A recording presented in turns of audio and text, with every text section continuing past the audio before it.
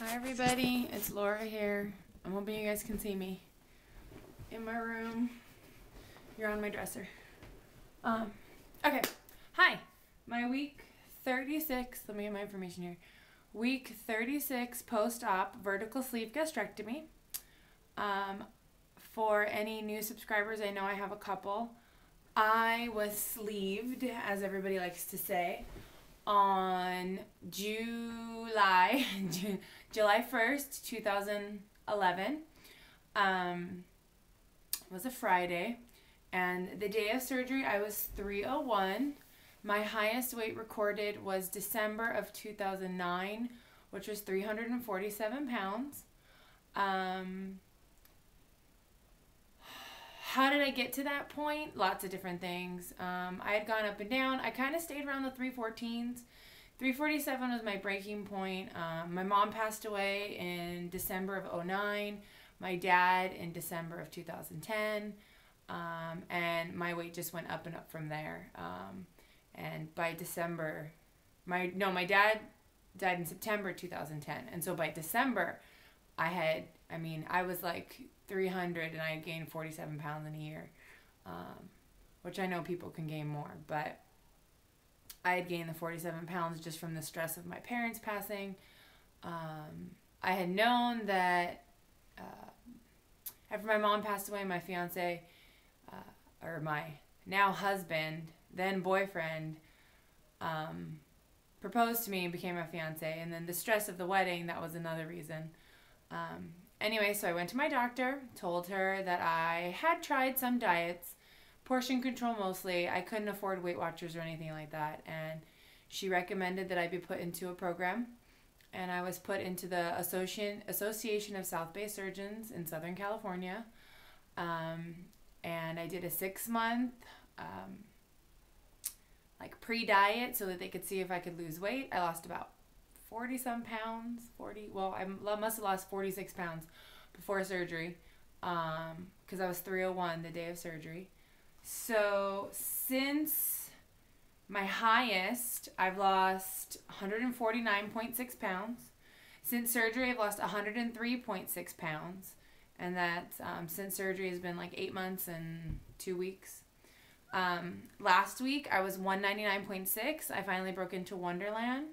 And this week I'm 197.4, so that's a loss of 2.2 pounds. That's great. I love it. I'm not always a daily weigher. I try not to weigh myself the day before my weigh-in date, which is today, because I don't want to make myself crazy if I wake up and I've gained a pound or something, or I've gained a couple of ounces. But over the weekend, I do have WFG, Weekend Fat Girl Syndrome, as we coined it, I guess. Over the weekend, I did get back up into the 200s, back down to 197. I think once I get past 195, it'll be a little easier for me to stay, not necessarily stay in the 190s, but to stop bouncing up to 200. I think it's too easy. I'm too close to it for me to be able to keep bouncing up to it every weekend. Let's see. One of the reasons why, I guess I have a list here, I'm jumping around. One of the reasons why I bounced back and forth was my husband and I really like to go to the movies. And before, like right after surgery, it was easy for me to not want to snack. But now that I've become a little looser, I guess, with the rules, I want to snack during the movie. I used to just drink water. That was my thing. Watching the movie, drinking water. But, that was before. Now, with the sleeves, sometimes people say they never get their hunger feeling back. I've got my hunger feeling. I've got that snacking, wanting feeling. And I'm a sour sweet person. So I like the Sour Bells or the Sour Patch Kids or this little sour watermelons. And I try and find something different to take. I've tried trail mix. That always works. They've had, depending on which movie theater you go to, sometimes they have healthy options. They'll have Skinny Cow ice cream, which I don't really go for the ice cream. I've had hummus and chips before, and I'm wondering if anyone else out there has like movie ideas. Like, I've heard of people talking about taking snacks to the movies. What do you take to the movies? Leave a comment below, make a response video. I'd like to know, what do you take to the movies with you to snack on? Because it's just a natural thing. It's what we do. I mean, the last thing I want to do is get popcorn and gorge myself because they give you a huge thing of popcorn. So that was one of my weekend fat girls things, was snacking. Another thing I did this past weekend was I used the It Works body wraps. I've used them before. I've done, I guess, 3 on my arms. I took one because I had one and I cut it in half and I used it on my arm, and it actually wasn't that big. I'm wearing a huge sweatshirt right now. I'm all cozy because it's cold here in Southern California. But I've done, I guess, the equivalent of 3 on each arm, 2 on my belly, and then I just tried my thighs. I didn't take my measurements right before, but I took my measurements 2 weeks prior, and I've lost, in the areas where I did the wraps, 3.5 pounds in 2 weeks. I'm guessing the wraps did have something to do with that, because in 2 weeks it doesn't seem like you would lose that much. All over, I lost 5.5 all over. I didn't do any on my chest, and I count my chest as my weight. I do my chest, my natural waist, my belly, my hips, thighs, and both arms. So on my arms together, I lost 1.5 pounds. On my belly, which is my natural waist, I lost a pound. And then on my thighs together, I lost a pound. So half a pound on each, or half an inch, not pound, inch, on each thigh. So that's interesting. I'm hoping, I'm on their mailing plan, auto ship, so I'll be getting another set. I plan on doing my thighs again. I really want to get my thighs not into swimsuit ready shape, but I've talked about it before, these fatty pockets on the back. I don't know if you guys could see, on the back of my thighs. Sorry, just put my leg up in there. I have these fatty pockets on the back of my thighs. And you know, there are some big girls there were some girls who are big but have nice thighs. They're smooth, or there's just a little cellulite. I have actual like pockets. I think it's called a fatty tumor on my thighs, and I'm hoping that the wraps will help with that. I know I've tried lunges and squats. I feel like I'm just building muscle, not burning the fat. So if anyone out there, again, has any suggestions on how to do, it's not I guess it's my inner thigh and the back of my thigh. Things that you do to work out that area of your body. If you can, again, leave a comment below or do a response video, that would be great. I mean, the only thing I can think of are lunges and squats. I really don't know what else to do. I guess maybe side kicks, where you sit on your side and you sit on your side and then you kick your thigh up. Things like that. Let's see. I'm really jumping around here. So as far as workouts go, still doing the Stairmaster. I'm getting back into the C2 5K Couch to 5K program. I started at week 6, which is pretty much where I left off last time, because I wanted to get to where I can run 20 minutes, and now I can run 20 minutes, so I figured I'd get back into it. And another reason why I want to get back into it is because for the Vegas meet and greet, Losing It with Rebecca put up that there is going to be a 5K that weekend. On Saturday for the Ronald McDonald House. 100% of the proceeds go towards the Ronald McDonald House. It's like $20 if you register before April 22nd, I think. You get a t-shirt, you get like a little running bib thing. I've never done a 5K, so I don't know. But it's going to be interesting, and I'm trying to get my husband to do it, but he won't. So I plan on going out there on Saturday morning. It's pretty early, but hopefully, I know I won't run as fast as Becca, but I want to be out there and finally get something under my belt. I mean, at that point, I'll almost be a year post-up. And my running, I haven't really worked towards something, and I know working towards something with running is a good thing. Get back into the seat. I was getting bored. Bored of running. Like, I like running outside because I get to see things, and I run the same route, but I get to see things. When I'm in the gym, I feel like I'm concentrating too much on the fact that, oh my God, this last mile is killing me. Oh my God. So, another cool thing about the C2 5K, when I was doing week 6 last time, I was barely getting in, maybe from the 5-minute warm-up and the 5-minute cool-down and everything in between. I was probably getting maybe 1.5 miles, 1.75 miles. I got 2.5 miles in, almost 2.6. So that's pretty cool. It's because my pace is faster from running. So I plan on doing that in Vegas. It's really early in the morning on Saturday, but I really want to do it. Even if I end up walking a good portion of the 3 miles, 3 point whatever miles, I want to finish and accomplish something that has to do with running/walking. Getting a lot of compliments recently about how good I look. I've been wearing clothes that fit a little bit better, a little bit more fashion-forward clothing, not as baggy. People saying, wow, you look so skinny. You know, are you done yet? Are you still going to lose weight? I am getting not some negative comments, but comments from some people saying, oh, I don't think you should lose any more weight. And it's from people who are bigger than me, and I'm wondering if maybe it's a little bit of jealousy. I mean, I don't want to be that kind of person that's like, oh, you're jealous of me, because I don't know if they are, but part of me thinks that because, you know, where I work, mostly women, some are overweight, good, 3 or 4 of them are overweight, and I know they're excited for me, but I also think they're like, you know, I don't want her to get too skinny. I don't know. Anyway, that's just my thing, maybe in my head.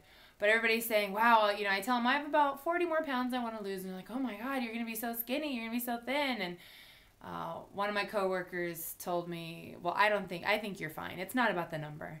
And I was just like, well, it's not necessarily about the number. It is about feeling good. But there are certain goals that I've set for myself that I want to accomplish. I want to be a size 8 jean. I want to be in the 160s to 170. I want to have a healthy BMI, body mass index, if you don't know what that means. And if I'm between 160 and 170, that'll give me a healthy body mass index, and I'll be right smack dab in the middle. And I'm hoping I can get down there. My surgeon wants me to be at 190 by my 1-year mark, which is in July, and I know I'm going to make that. I don't necessarily think I'll be down at my goal by July, but I'll be somewhere around there, so... La la la la la la la la. Oh, The Real Skinny. I don't know how many of you watched it. I'm hoping everybody tuned in. I recorded mine. I cried through the whole thing for both of the people. Sarah will be skinny, or I think her name is Sarah is happy and skinny now. I think that's what she changed her name to.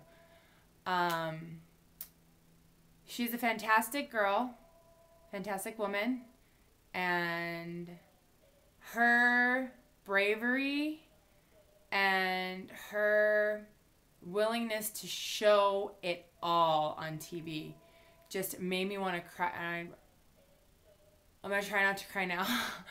I was crying through the whole thing because it made me think of a few things. One, I was not as big as her, but I do notice all the extra skin. I have it.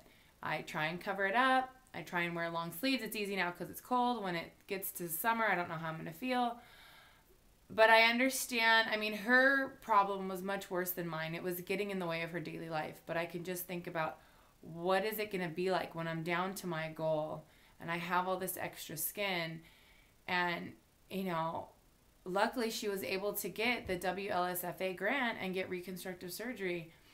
And I don't know if I'm going to be that lucky. And it's something that's been starting to go through my mind. I'm seeing little things, like I'm seeing, you know, my neck. And I mean, it's not horrible. I know it's not as bad as some people, but I noticed right here, I don't know if you can see, there's like a little jowl. And it's small, but in my head, it's huge. My arms, you know, some people are like, oh, they're not that bad. In my mind, they're huge. And I can only imagine how much plastic surgery is going to cost. I mean, I'm guessing at least $50,000 with the surgery and the and then the hospital stay included. And so, you know, Sarah's bravery just makes me think, I don't know if I could ever do that. Even if somebody else was paying for it, not the Weight Loss Surgery Foundation of America, but even if I was getting paid to put that on TV, I don't know if I could. She was so brave and so beautiful, and she looked gorgeous afterwards, but I don't know if I could do that. And I applaud her so much for what she did. She looks gorgeous. I told her on Facebook, I can't wait to meet you and give you a huge hug around your tiny little body, because she just put it out there. And I really hope they pick up the show, because not only for people that we know in the community, but just because it gets the awareness out there. You know, they have their other show, The 600-Pound Life, and, you know, it gets that awareness out there. But it would be great to tell people, you know, there's this side in our brains where, oh my God, I'm so overweight, I need this to help me. And then you lose all the weight, but you're still not that person that you want to be. You're still not that person on the inside. You've changed. You've lost the weight. You're working on that, you know, that body that you want, but your skin is holding you back. And I think a lot of people out there who are having surgery, I mean, I know pre-op, my biggest concern was excess skin, and I have it. And would I go back to the way I was before? No. I mean, I'm going to say no. Of course I'm going to say no, because I've cut down on possible health complications I'm going to have in the future. But it was easier to deal with when my arms were fuller and when my stomach was fuller. It was easier to turn it off in my brain, I guess. Now that I have these, bat wings flying around and, this Play-Doh tummy and my huge thighs. I mean, it's a give and take. You do the surgery to help you health-wise in the future, but cosmetically, that's a whole different ballgame. And I applaud Sarah for what she did and how she put it all out there, and how, she just, I know it was scary for her. I know she's talked about how scary it was. And I just applaud her for doing it, because she was very brave. Very, very brave. But anyway, I'm guessing this is getting kind of long. That's my week 36 update. I don't know how many days there are left to Vegas. I think there's probably 2 months left. So it's getting close. It's getting close. Excited to see everybody, meet other VSGers, meet lap banders, meet gastric bypass people, meet everybody. I'm excited. I'm kind of a wallflower when it comes to things like this. So if you see me, come say hi. I'll probably be the one person like, hi, and not like run up to people. I'm excited. I want to run up to people and say hi. And oh my God, I've watched you and I can't believe this. But there's another part of me that's like, what if they don't like me? There's still those insecurities there. They're there. What if they don't like me? But we'll see. Maybe in 2 months I'll be a totally different person. I gotta start shopping. I gotta buy a bathing suit. Oh my God. I tried on a bikini. Oh, I'm gonna take a little bit more time. I tried on a bikini. Why? I don't know. I wanted to try it on. It looked horrible on me. Actually, the top didn't look too bad, because my breasts were smaller. My breasts, unfortunately, are smaller. Sorry if this is TMI for you people. But they looked good in the top, but the rest of me was horrible. But so trying on bathing suits and buying summer clothes for my smaller body, that's going to be interesting. So gotta do that soon. But anyway, all right, this is way too long. Talk to you guys later. Bye.